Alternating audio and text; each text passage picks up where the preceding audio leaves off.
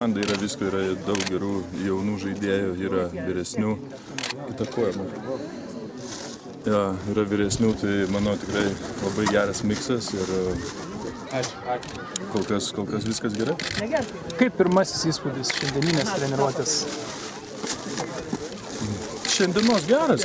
Pirma treniruotė, smagu, visi susirinkę, tas adrenalinas. Žinot, net nesijaučia tas treniruotės. Žiūrėsim, toliau bus sunkiau, aišku, bet visada malonu grįžti į rinktinę ir susitikti su treneriais, su draugais ir yra visai kitokia atmosfera nei klubiniai komandai. Tai žinot, mes darom tai, ką mylim. Linai, kolegė Vlada prašė paklausyti, sakė, jog vakar teiravote socialinėme tinkle, ar Druskininkuose yra žmonių ir sakė, apie savo langą nurodėt, ar daug akmenukų sulaukėt per naktį?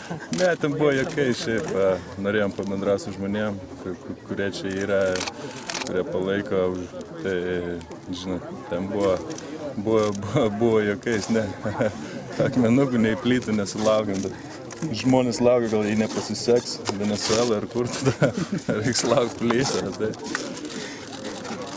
Pats turėjai daug laiko pasiruošti šiai stovyklai, kokius savo žaidimo aspektus tobulinai? Kaip ir turėjau, kaip ir neturėjau, tas laikas vis tiek yra toks, kad buvo 3 savaitės ar kiek po sezono tu turi pailsėti, sportavau su treneriu Stanislovaičiu, tai viskas buvo koncentruota ties fiziniais dalykais, ne kažkokiais krepšinio, bet jau nuo šiandien pradėsim eiti į salę ir tada vėl tą kamuolį į rankas reiks imti. Žinot, tas 3 savaitės tai nebuvo ilgas laiko tarpas, bet man čia dar gavosi vienam geriausiu, kai kuriem žaidėjim iš vis beveik tiesiai turėtų žaisti rinktinę kaip futbolininkai.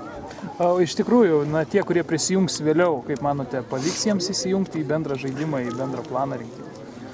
Aš manau, kad pavyks, žinot, vis tiek atvažiuos žaidėjai, gal iš tiek pavargę bus, bet bus geroj formai tiesiai po sezono.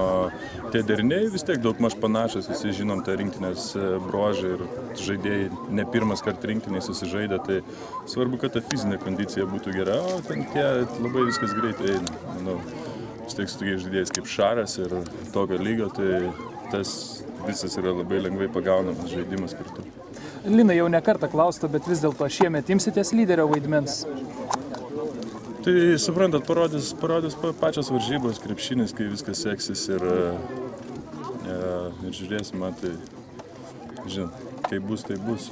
Bet baimės pas mane tikrai nėra.